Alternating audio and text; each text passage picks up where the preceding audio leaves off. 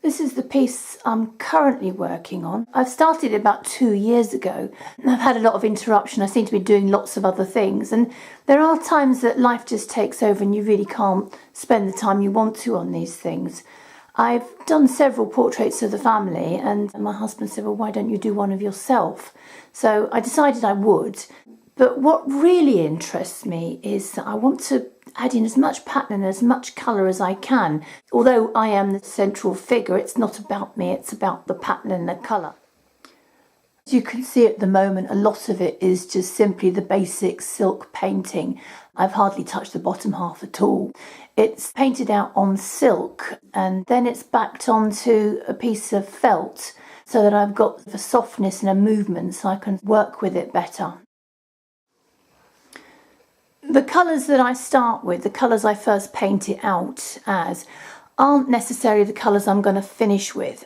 Things change all along the way and I often change patterns and all sorts of things and just work over pieces if I decide when I get to them I'm not happy with them. But it's a basis to work on. One of the typical examples is the vase in the corner. I decided I didn't like the vase quite early on and I'm doing a hand embroidery which I'm going to applique on top of that. And I also decided, I don't know why, I put a pink table in there. I think at the time I just thought it would be very interesting to mix it with different oranges and pinks and get a lovely effect. But looking at it, it's really not a good idea. And I'm probably going to make that an olive green when I get to it. But I shan't get to that till I've got the vase, because obviously the vase has got to be sewn down before I can start embroidering on top of it to create the table. This is the vase I'm working on to go in place of the other vase, and I'm doing it in Japanese silk threads. It's a little bit pulled out of shape because I keep changing what frame I want it on, but I'll hopefully be able to pull it back into shape a bit better when I actually finally apply it to the piece of work. One of the things I do love is blue and white, so I've taken the idea of a blue and white vase and I've shaded it with all the different silk threads. But I've actually used a little bit of the white Moroccan thread to get those really high highlights, because you don't get a white as that in Japanese threads. It's been painted out onto silk and only areas so far have been worked into.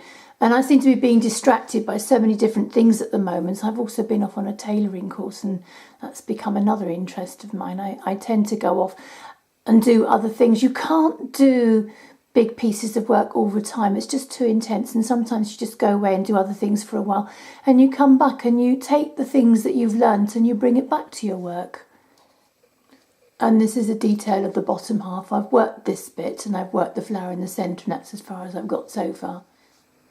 The first bit I worked on was the kimono. The kimono isn't a real kimono, it's just based on a kimono, and then I've made the design more or less how I want it to be, as an area to play with and do lots of pattern and colour to get a lovely vibrant effect.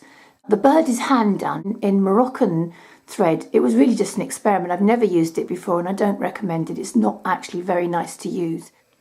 The textiles hanging over the screen are really only there because then I can throw in more colour against each other. On this side I've started a shawl that's hanging down, and again it's just another way to add more colour and more pattern in. Eventually when I finish this area, but of course I can't finish it till I've finished the vase, I'm actually going to try and do tassels hanging down from the shawl in that area, so it won't be a plain area.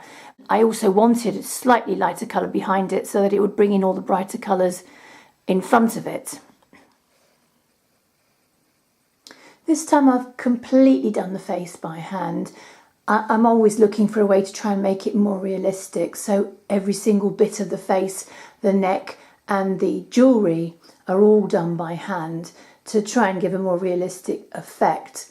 And I found quite an interesting way to build the lines and things on the face, where you sew by hand in one direction and then you sew over it so you can create a sort of ridge. So I've kind of worked on the ridge around the cheeks, where I have a line coming down from my nose to make that slightly more three-dimensional, and I got quite interested in the wrinkles in the forehead without trying to make myself look like an old hag. At the moment, the face has got a more caved in look, and that's because I haven't built the felt skull that I like to put behind it.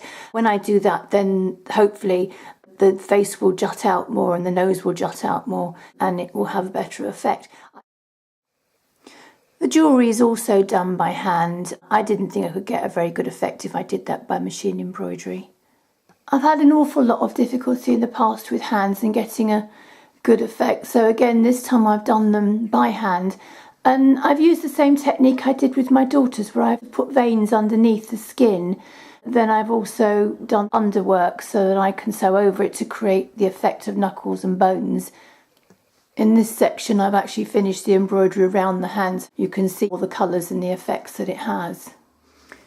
Here I've started working on my cat Brandon. My husband was really quite miffed because he wanted to have my cat in the portrait with him, but at the time I didn't think I could do it. At the moment he's only got his face and he hasn't got any of the hairs coming out of his ears or his whiskers or anything like that, because really until the background's there you can't have the hairs coming out. So apart from his face here, most of this is just painted out. You can see I've really got an awful long way to go yet with this, so it may take me a while yet to do. But these days I tend to focus on these big pieces because I'm just interested in going as far as I can go with it.